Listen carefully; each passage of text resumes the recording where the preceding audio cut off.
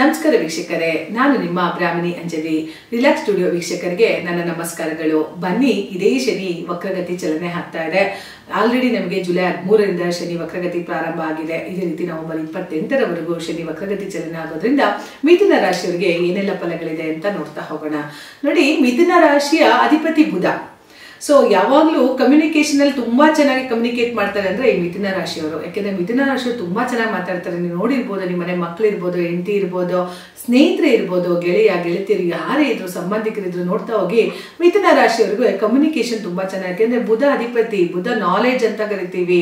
So ನಾಲೆಡ್ಜ್ಗೆ ಅಧಿಪತಿ ಅವನೇ ಆಗಿರೋದ್ರಿಂದ ಸೊ ಇನ್ನರ್ ನಾಲೆಡ್ಜ್ ಅಂತ ಕರಿತೀವಿ, ಜ್ಞಾನ. ಅದರಲ್ಲಿ ತುಂಬಾ ಅದ್ರ ಬಗ್ಗೆ ಇಂಟ್ಯೂಷನ್ ಚೆನ್ನಾಗಿದೆ ಅವರಲ್ಲಿ ಅಂತ ಅಂದ್ರೆ ಈ ಒಂದು ಮಿಥುನ ರಾಶಿಯವರಿಗೆ ಸೂಪರ್ ಅಂತ ಹೇಳ್ಬೋದು. ಒಬ್ಬರ ಜೊತೆ ಕಮ್ಯುನಿಕೇಟ್ ಮಾಡೋದಾಗಿರ್ಲಿ.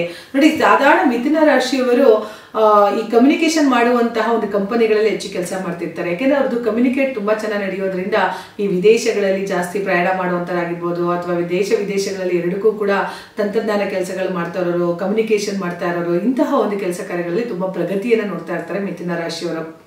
ಆದ್ರೆ ಆಲ್ರೆಡಿ ಮಿಥುನ ರಾಶಿಯವರಿಗೆ ಗುರು ರಾಶಿಯ ಮೇಲೆ ಇದ್ದಾನೆ.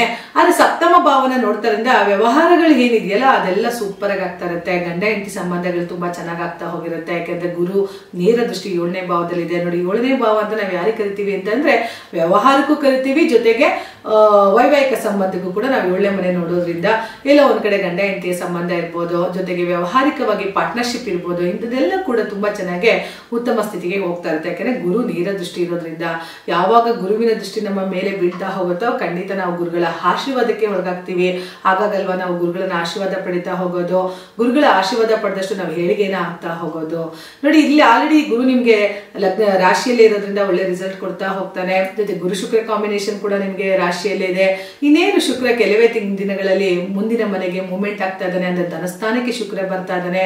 ಅಲ್ಲಿ ಆಲ್ರೆಡಿ ಚಂದ್ರ ಮತ್ತೆ 2 days ಒಂದು ಓಡ್ತಾ ಇರ್ತಾನೆ ಬಿಡಿ, ಅವನು ತುಂಬಾ ಮನೋಕಾರಕ ಚಂದ್ರ. ಹಾಗಾಗಿ ಶುಕ್ರ ಮತ್ತೆ ಬುಧ ಅಲ್ಲೇ ಇರೋದ್ರಿಂದ, ಅಂದ್ರೆ ನಿಮ್ಗೆ ರಾಶಾಧಿಪತಿ ಬುಧ 2ನೇ ಮನೇಲಿ ಇರೋದ್ರಿಂದ ಶುಕ್ರ ಮತ್ತೆ ಬುಧ ಒಟ್ಟಿಗೆ ಇದ್ದಾಗ ಲಕ್ಷ್ಮೀನಾರಾಯಣ ಯೋಗ ಅಂತ ಕರಿತೀವಿ ವೀಕ್ಷಕರೇ. ಬಂತಲ್ಲ ನಿಮ್ಗೆ ಜಾಕ್ ಪಾಟ್. 2ನೇ ಮನೆ ಧನಸ್ಥಾನದಲ್ಲಿ ಲಕ್ಷ್ಮೀ ನಾರಾಯಣ ಯೋಗ ಇದ್ದಾಗ ನಿಮಗೆ ಲಾಟ್ರಿ ಹೊಡೆಯುತ್ತೆ ಅಂತ ಅರ್ಥ. ಅಂದ್ರೆ ದುಡ್ಡಿನ ಲಾಟ್ರಿ ಹೊಡಿಬೋದಾಗಂತ. ಲಾಟ್ರಿಲಿ ಎಲ್ಲೂ ಇಲ್ಲ, ಇವಾಗ ಲಾಟ್ರಿ ಬ್ಯಾನ್ ಮಾಡಿದ್ದಾರೆ. ಕೇರಳದಲ್ಲಿ ಮಾತ್ರ ಅದೊಂದು ಇಟ್ಟಿದ್ದಾರೆ ಲಾಟ್ರಿನ. ಹಾಗಾಗಿ ಲಾಟ್ರಿ ಅಂತ ಅಂದ್ರೆ 2ನೇ ಮನೆಯಲ್ಲಿ ಬುಧ ಶುಕ್ರ ಇದ್ದಾಗ ನೀವು ಹಣವನ್ನು ಸಂಪಾದನೆ ಮಾಡ್ತೀರಿ. ಮತ್ತೆ 2ನೇ ಮನೆ ಮಾತಿನ ಮನೆಯೂ ಕೂಡ ಆಗಿರೋದ್ರಿಂದ ಎಲ್ಲೋ ಒಂದ್ ಕಡೆ ನಿಮ್ಮ ಒಂದು ಮಾತಿನಲ್ಲಿಯೇ ಹಣವನ್ನ ಸಂಪಾದನೆ ಮಾಡುವಂಥದ್ದು, ಅಥವಾ ಯಾವ್ದಾರ ಒಂದು ವ್ಯವಹಾರ ಅಂತ ಮಾಡ್ತಾ ಇದ್ದೀರಿ ಅಂದಾಗ, ನೀವು ಯಾವ್ದಾರ ಒಂದು ಸೈಟ್ ವ್ಯಾಪಾರಗಳು ಮಾಡ್ತಾ ಇದ್ದೀರಿ ಅಂತ ಅಂದಾಗ ಅಂತ ಕಮ್ಯುನಿಕೇಶನ್ ಅಲ್ಲಿ ಈಗೆಲ್ಲ ಸೈಟ್ಗಳು ಸೇಲ್ ಆಗ್ಬಿಡುವಂಥದ್ದು ಆಗ್ತಾ ಹೋಗುತ್ತೆ ಮಿಥುನ ರಾಶಿಯವರಿಗೆ. ಖಂಡಿತ ಒಂದು ಈ ನವೆಂಬರ್ ಅಲ್ಲಿ ಏನು 28ರವರೆಗೂ ಒಂದು ಶನಿಯ ವಕ್ರಗತಿ ಚಲನೆ ಮಿಥುನ ರಾಶಿಯವರಿಗೆ ತುಂಬಾ ಚೆನ್ನಾಗಿದೆ ಅಂತ ಹೇಳ್ಬೋದು. ಯಾಕೆಂದ್ರೆ ಬುಧ ಮತ್ತೆ ಶುಕ್ರ ಕಾಂಬಿನೇಷನ್ ಇರೋದ್ರಿಂದ ಲಕ್ಷ್ಮೀನಾರಾಯಣ ಅಂತ ಹೇಳ್ತೀವಿ, 1 ತಿಂಗಳ ಕಾಲ ಅಲ್ಲೇ ಇರ್ತಾ ಹೋಗ್ತಾನೆ.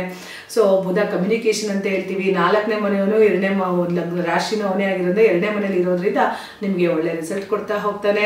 ಸೂಪರ್ ಅಂತ ಹೇಳ್ಬೋದು. ರವಿ ಬುಧಾದಿತ್ಯ ಯೋಗ ಅಂತ ಏನ್ ಕರಿತೀವಿ, ರವಿ ಕೂಡ ಅಲ್ಲೇ ಇದ್ದಾನೆ. ಇನ್ನು ಮುಂದಿನ ದಿನಗಳಲ್ಲೂ ಕೂಡ ರವಿ 3ನೇ ಮನೆಗೆ ಹೋಗ್ತಾನೆ. ಯಾರೆಲ್ಲ ಸ್ವಲ್ಪ ಪ್ರಮೋಷನ್ ಬೇಕು, ನನ್ನ ಕೆಲಸ ಕಾರ್ಯಗಳಾಗ್ಬೇಕಪ್ಪ, ಎಲ್ಲ ಕೆಲಸ ಕಾರ್ಯಗಳು ನಂಗೆ ತುಂಬಾ ಚೆನ್ನಾಗಿ ನಡಿಬೇಕು ಅನ್ನೋರೆಲ್ಲ ಮಿಥುನ ರಾಶಿಯವರು ಈ ಒಂದು ಶನಿಯ ವಕ್ರ ಚಲನೆಯಿಂದ ರಿಸಲ್ಟ್ ನ ನೋಡ್ತಾ ಹೋಗ್ಬೋದು.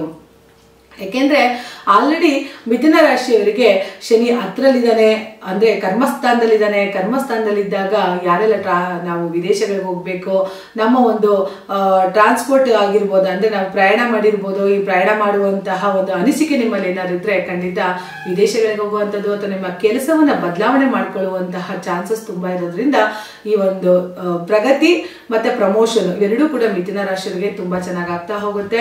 ಖಂಡಿತ ಒಂದು ಮಿಥುನ ರಾಶಿಯವರಿಗೆ ಈ ಶನಿಯ ವಕ್ರ ಚಲನೆ ಶುಭ ಕಾರ್ಯಗಳನ್ನ, ಶುಭ ಫಲಗಳನ್ನೇ ಕೊಡ್ತಾ ಹೋಗೋದ್ರಿಂದ ಒಳ್ಳೆಯದಾಗ್ಲಿ.